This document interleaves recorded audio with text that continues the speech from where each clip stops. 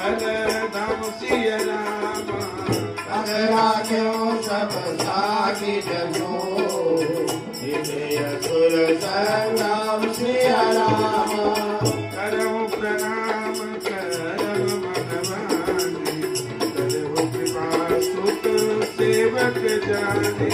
बंदव चरण देखी कराओ सकौ निज पुण्य प्रभाव सुंदर श्यामल गौर दो भ्राता आनंद होके आनंद दाता